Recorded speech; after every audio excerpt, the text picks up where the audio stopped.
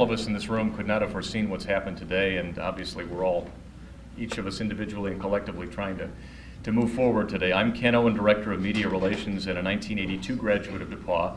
And this will be as you see, we have members of the media here. It'll be a combination news conference just to update the status of the investigation, but I know all of you are very interested in the status of your lives moving forward, where you're going to stay tonight, those kinds of things. So bear with us. It's going to be an opportunity for you to learn where we are and how we're going to proceed. I thought we would begin with the status of the investigation. So for those of you who don't know him, and let's give him a round of applause, the Fire Chief of Greencastle, Bill Newgent.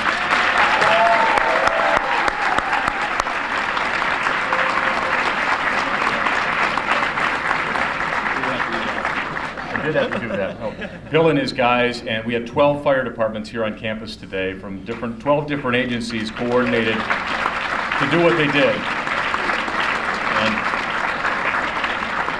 And I know that as we all looked at it for the first time this morning, we feared the worst, and I'm just very, very grateful. We can thank the Lord that we're all here today to move forward. Bill's going to discuss where the investigation is, and then Doug Cox, who is the Director of Public Safety at DePauw, will talk a little bit about some other issues. Bill? Thank you very much. The status of investigation right now is the Indiana State Fire Marshal's Office and also the ATF are here on the scene today investigating the fire. At this point in time, no cause or origin has been made. They are still undergoing their investigation, and it may be a day or so before we'll know the cause of a fire. The good news is that we are going to open Lucy and Mason halls. We're restoring power to them right now. We're going to ask for your cooperation in this, in that we don't try to enter Rector Hall from the hallways. We're going to try to secure those as best as we can. But the good news is that we're going to try to reopen those two halls, and we've got power being restored to them right now. And we'll hopefully around 7 o'clock, right around there, could be before, could be after, we may be able to allow students back into those two halls. Any questions? What's the extent of the damage, if you know, in Rector specifically floor by floor? I don't know that right at this point in time. The damage estimate that I gave earlier is we're looking at approximately maybe $1 million or more in loss. I do not know the status of the contents that we lost. Most of the fire was contained to the upper floor, the fourth floor, and the roof area, but there was extensive water damage throughout the building. Were the emergency hoses on the fourth floor working? Yes, they were. We actually used those. How often are they inspected? They're inspected every year. Can you confirm that there are no sprinklers in Rector? There are no sprinkler system in Rector. That $1 million damage that you mentioned, does that have to do with student personal belongings at all? I really can't answer that question. I don't know. DePauw University and I have talked, and we're putting a number on it right now. It looks like about $1 million loss. It could be a little less. It could be more. I don't know. Are people able to stay in using Mason or just get in and get essential belongings? As far as I know, we're going to allow them to stay in those two residence halls. A follow-up to the first question. I think people at Rector especially are concerned because of the difference perhaps in the damage to the fourth floor, which is completely charred, it looks like, versus the second floor, perhaps the main entrance. Is there a way to differentiate the damage? Okay, that's a good question. The fourth floor is what sustained the fire damage. The third floor, second floor, first floor, and basement sustained the water damage. So there's water damage on the basement, first floor, second floor, and third floor, and fire damage on the fourth floor. That means everything's soaked on those floors? No, not everything is soaked, but we do have a water damage in that area. I cannot answer that question. Yes, ma'am.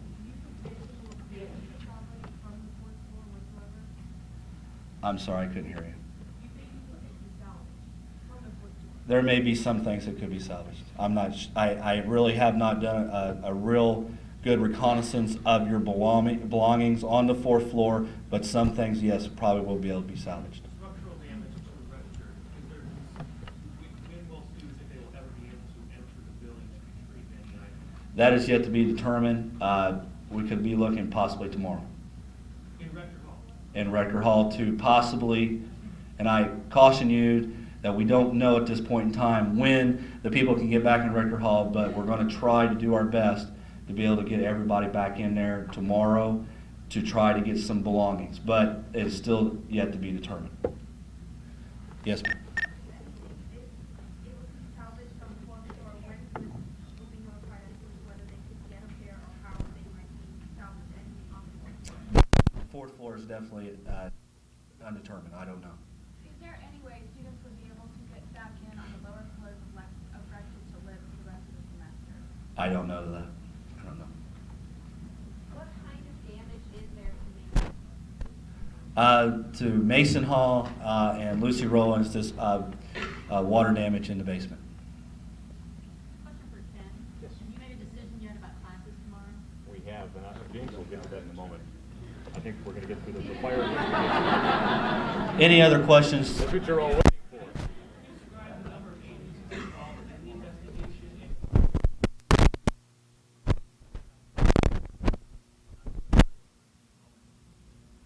and Like I said, the Greencastle Fire Department Investigation Division, along with the Indiana State Fire Marshal's Office and the ATF, are investigating the fire. Yes. Exactly what measures are you taking to keep people out of Rector until they're not? DePauw University has provided fencing that's going to go around Rector Hall to keep people out, try to keep people out. We're going to try to secure doors. The fire department will remain on the scene throughout tonight to keep an eye on the building and also for the investigation. Yes. What's the extent of smoke damage in the other two halls? I believe there's very little. can they fix Rector? Yes, they can. Can they? Good.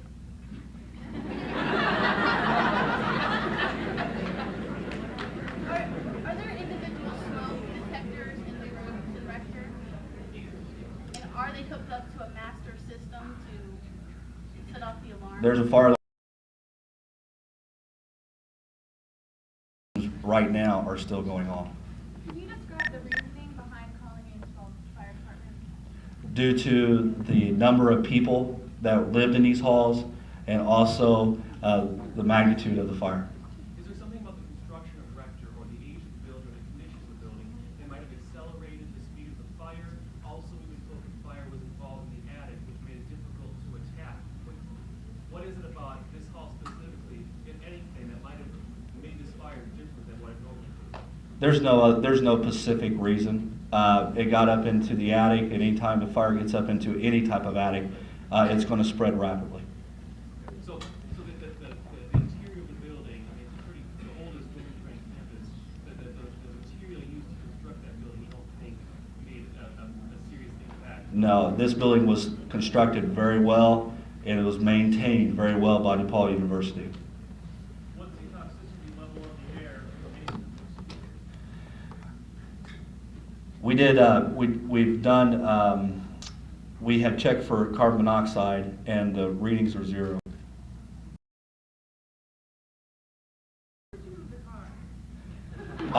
You'll need to talk with Chief Cox about that. And with that, we're each out of the hot Thank seat. you. Look. With that, thank you, Chief Newgent.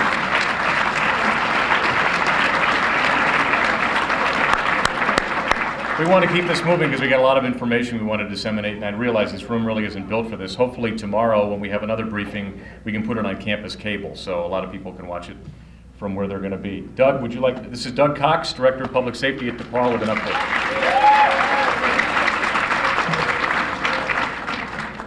First off, I just want to take a moment and continue to thank Bill Nugent and all of his staff and all of the agencies that were involved. It was a very, very magnificent effort for Bill to direct 12 agencies and everyone else that was involved, and also all the local law enforcement that responded. That effort as well will continue, and I just want to talk very logistically about issues relative to access. And first off, I just want to encourage everyone's cooperation. I know y'all want to know what's left. I know y'all want to know, when you can get back in there. And specifically about Rector Hall, those decisions won't be made until we can continue to work with the Fire Marshal's Office and Chief Nugent's staff to determine the safety of the hall. And as we start to get back in there and determine what areas are safe to go back into, We'll do that in probably small numbers, and we'll lay that out. We'll get that information posted. We'll work through Residence Life to make sure that they have all of that information, and we'll schedule those visits back into Rector once that becomes available. And again, I don't think we'll be talking about that until tomorrow, and we can determine, again, specifically what kind of structural damage we might have. Secondly, as far as Mason and Lucy tonight, again, just ask everybody's cooperation in not going near Rector. That will be fenced off. There will be public safety and law enforcement staff staffing that area, as well as the fire department. But again, your cooperation is paramount in making sure that we protect that area and that we get back to somewhat of normalcy of life in Mason and Lucy. Again, we will keep information posted. As Chief Nugent said, we hope to get back in Mason and Lucy really quickly, kind of a target time of 7 p.m., maybe sooner than that. We'll get that information posted, and we'll certainly keep information updated as to for how we can make visits into Rector to retrieve items and such, hopefully beginning tomorrow. But we'll make that decision when tomorrow arrives. Where will that information be posted? We'll keep it posted out here in the lobby of the Union Building. We'll make sure that Residence Life has that information. Hopefully we can get that information on the web as well.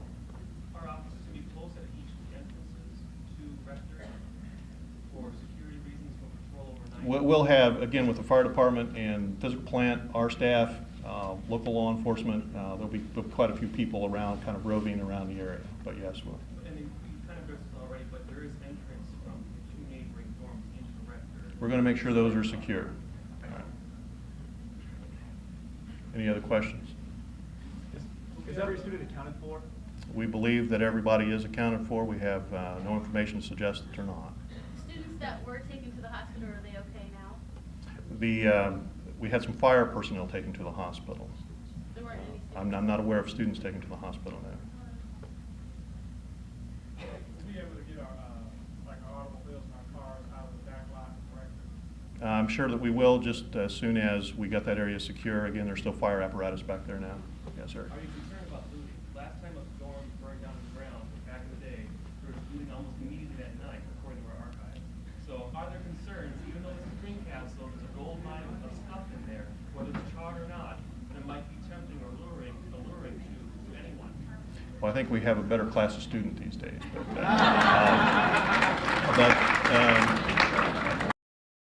I'm going to encourage you all to participate and you know, going back to our safety and security philosophy and themes is safety and security is everybody's responsibility. So hold each other accountable. Let's not let that happen. And again, it will be staffed, and we don't want to see that happen. So, Thanks. good issue.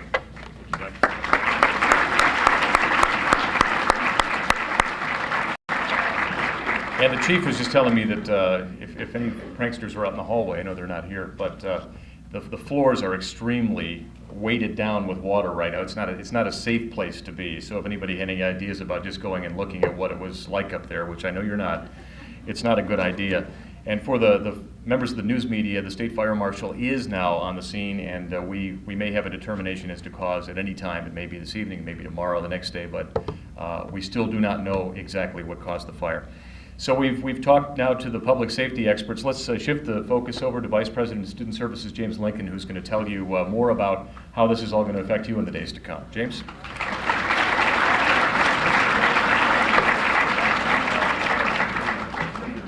Well, good afternoon. I just wanted to make a few comments. As the President noted earlier, at the earlier press conference, we'll be working through a number of things during this difficult time over the next several days and weeks. And I just want to let you know what we'll try to do each day, or will do each day, is at 4 o'clock each day we'll provide updates to let you know about issues or concerns, or how we've worked with issues and concerns that come up. We'll do that here at 4 o'clock each day. Beyond that, I'd like to take just a few minutes to thank the students, the faculty, staff, community people, ranging from the Red Cross to Greek organizations and fraternities, and mention especially Sarah King, who I guess was one of the first people this morning to actually start bringing in donations. There were no tables in here this morning early. There was nothing on them once they were put up, but she started and others continued to work to be responsive and helpful during this difficult time. A number of the organizations and groups have donated things that range from providing free optical care to laundry needs, and we'll get more discussions on that later, clothing, of course, and housing. So in many cases, much of what people have experienced, there's been a good response to. In some cases, the losses that have taken place will require students to check with their parents regarding their homeowners' insurance and the extent to which that covers losses. What I would like to do as well at this time is give you kind of an indication of the people who will be talking with you next. We're going to have Dorian Shager, our Director of Housing, speak with you and provide you some updates there. And he will be followed by a representative from the Red Cross who will share some information with you, especially regarding a resource that is important to all of you. And then we'll have the Dean of Students, Cindy Babington, speak with you about some miscellaneous items and some other important items of import to you. So Dorian?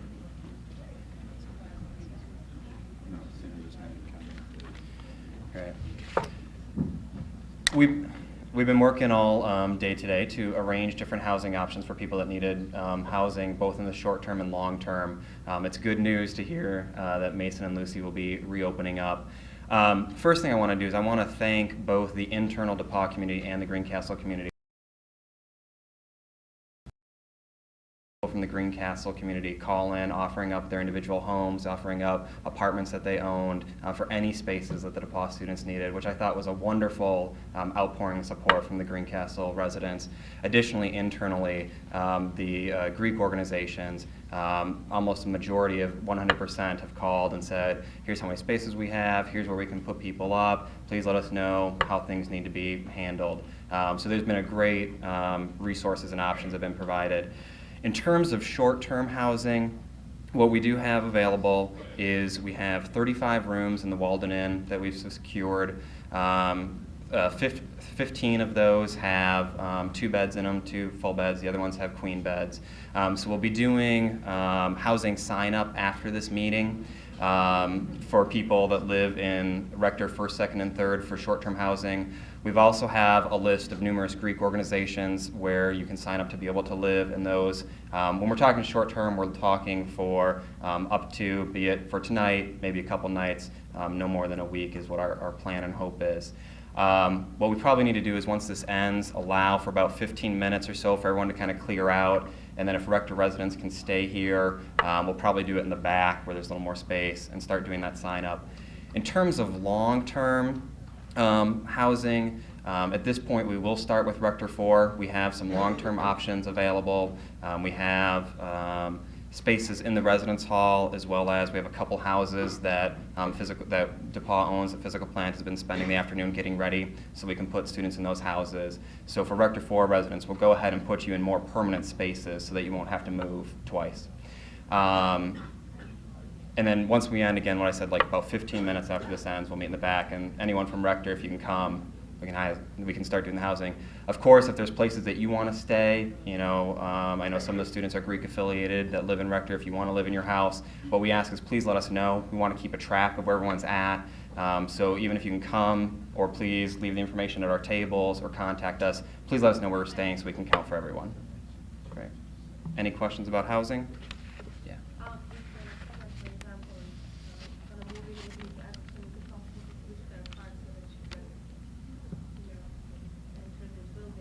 Yes, we got temporary access cards made up today so that any cards that we'll need to pass out, we'll be able to do so.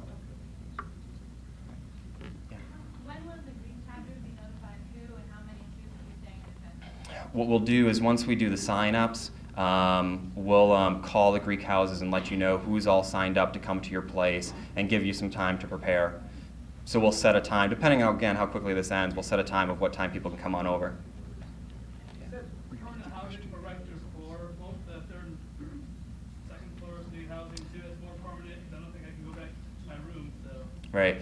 We want to do the short-term housing now until we can determine how much damage there is. As you heard from both Doug as well as the fire chief, we still need more information. And so we'll be working in the next couple days. We'll keep doing the updates here at 4 o'clock every day, so then we know what we will need.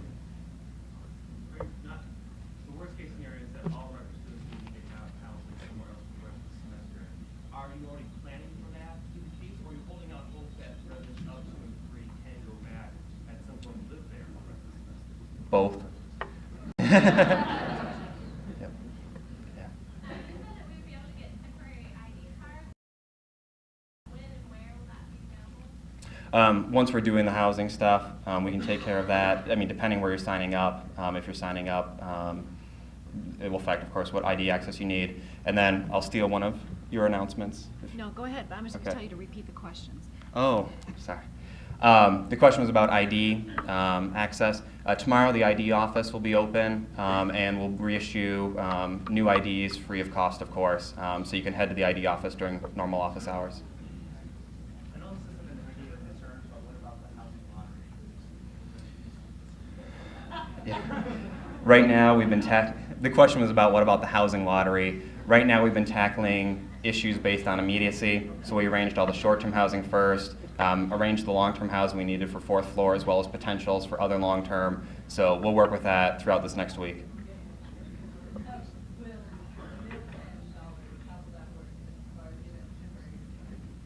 The hub has everything that you need, so in terms you can go use your account right now. They have it all with paper and pencil. And then tomorrow, if you can go get a new ID at the ID office, you should be all set.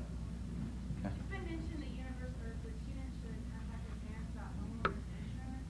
What insurance, or what does university insurance policy cover? Tell me. Any of that?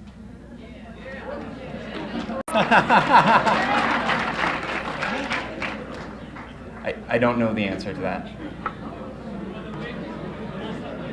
someone at this university able to give students an answer as to how they should go about figuring out insurance? I mean, can we guarantee that all parents of the college students have insurance? What about international students living in that dorm? What about reasonable students be able to find out or get access to information so they can go ahead and contact and figure things out? Right. And that's exactly why we want to set up the meetings every day. At this point, the best thing that you should look into is check with your parents to see what you are covered with. We're still trying to get all that information, but we'll be accessible here throughout the rest of the semester, but especially here in the next couple days, every day, as we get more information, we want to keep making sure it's accessible to you. Is there any sort of precedent concerning this type of situation? Yeah. Dick Shuck, who works in the service center, he's the director of that center, has been helpful in working with students when we've had other issues regarding claims and working with them and their parents and being clear on what might be covered and by whom. Is something worked out on an individual basis, or would there be something covering all students that are affected, especially those on Rector? I don't know a lot about insurance, okay, so that's why we would refer you to Dick Shuck, who works with this. But my understanding is that the primary insurance would be that of the parents, that homeowner's insurance. His ability to work with you would be around helping you to discuss and interpret that. Yes. What about students whose parents don't have insurance, because they live in an apartment in the city, and what would happen with that? I don't have an answer for that. What I indicated earlier was that in a lot of cases where there's been support and there have been contributions made by a number of people. But I think that we can check with Dick Shuck about a number of these issues, and I think we'll be able to resolve what we can. But that would be different if there's no insurance held by the parent. Well, as was suggested earlier, as we work through this, we're trying to deal with first the pretty important, pretty basic things, that you're safe, that you have a place to stay, and then we'll work through getting answers for you regarding the insurance and its particular individual impact. Do we have class tomorrow? That's coming. We're just building the suspense around that one. We'll let the people who know do that, okay? Dorian, We're just going to skip ahead to this moment. The question was, do we have class tomorrow? I've written to the faculty members to thank them, first of all, for their offers of housing. Dozens of faculty members have been out to volunteer housing here in this room. I have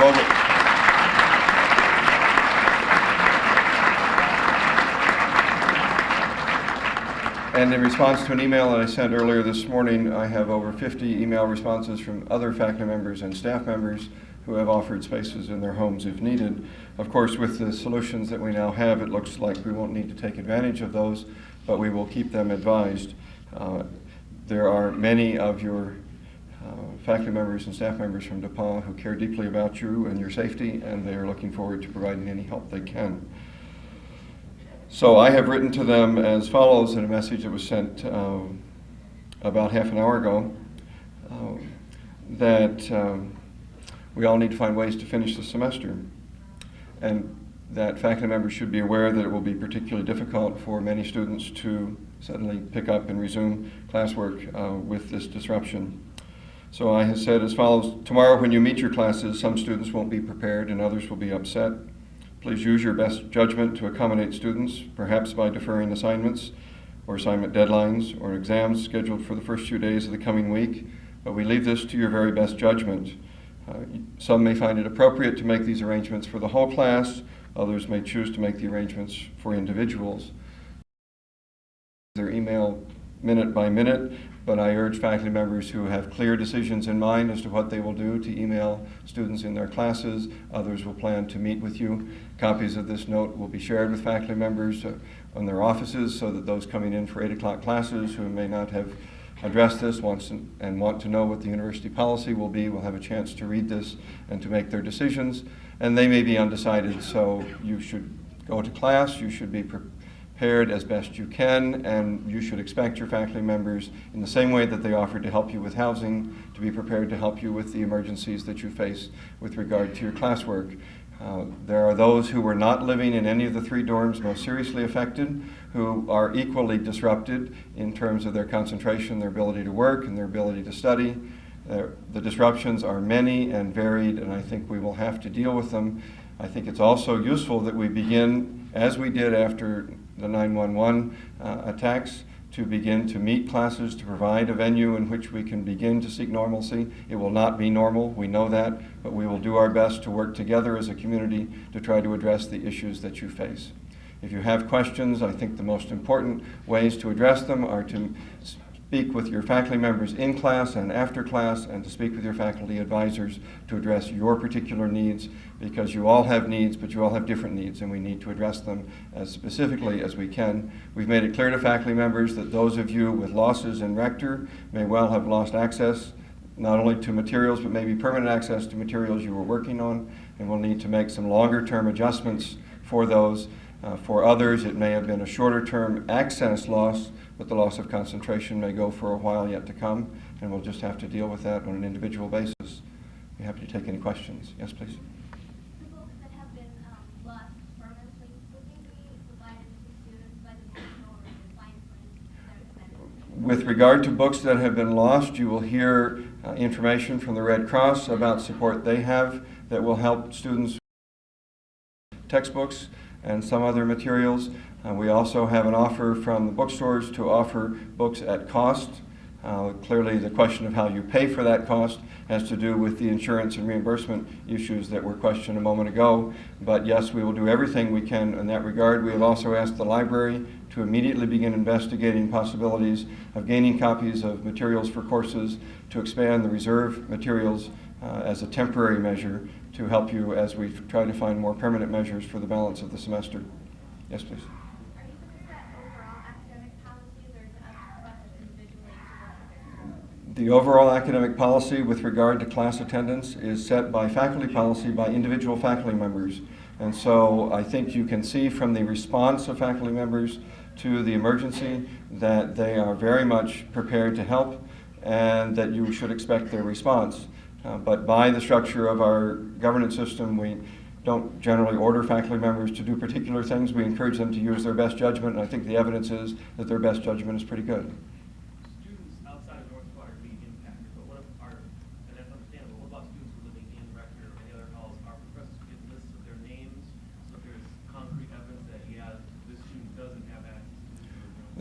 question is, while everyone is affected, will faculty members know which students specifically have been most severely impacted? That is to say, will the students who are residents in Rector be identified to faculty members? Yes, we're working on a procedure to notify faculty members, course by course, advisor by advisor, of those students who are residents of Rector, and in particular those students who are residents of the 4th floor where the damage was most severe.